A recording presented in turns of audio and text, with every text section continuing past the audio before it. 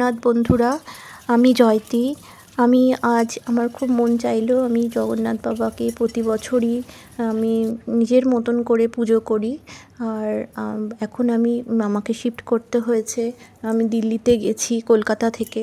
তো এখানে তো আমার অত কিছু জোগাড় যন্ত্র নেই করা। আমি যেইটুকুনি আমার সামনে উপস্থিত আছে আমি সেইগুলো নিয়েই আপনাদের সামনে করছি। জাস্ট বাবাকে একটু পোলাও আর 5টি ভাজা করে দেবো। আর করতে করতে আমি আপনাদের সামনে কিছু কথা বলতে চাই। আমি জয়তী।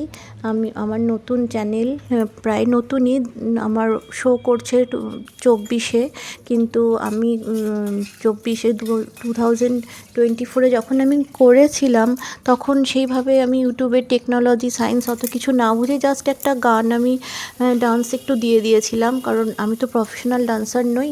আমি সব রকমই, আমার খুব ইচ্ছা, আমি ক্রিয়েটিভ কাজই পছন্দ করি, সব কিছুই আমি করার ইচ্ছা।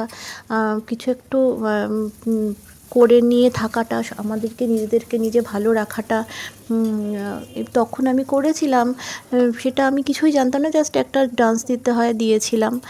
আর এখন আমি পাকাপাকিভাবে শুরু করেছি যে আমি এবারও কিছু মন করবই ইউটিউবে দেখে দেখে, আপনাদের দেখেই শিখে করা। আমি এখনও শিখছি কাজ, আমার কাজটা করতে খুব ভালো লাগছে। আপনারা আমার পাশে থাকবেন, আর যারা যারা আমার ভিডিওটি দেখছেন আমাকে একটুখানি আপনারা আমাদের নিজস্ব আইডিয়া আমাকে দেবেন প্লিজ।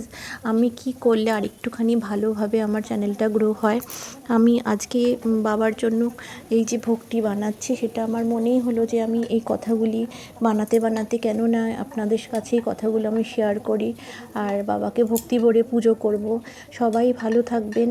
আমার হয়তো ভিডিওটি আপলোড করতে করতে টাইম লেগে যাবে, হয়তো আপনারা বেশ 2 দিন পরে 3 দিন পরে দেখতে পাবেন।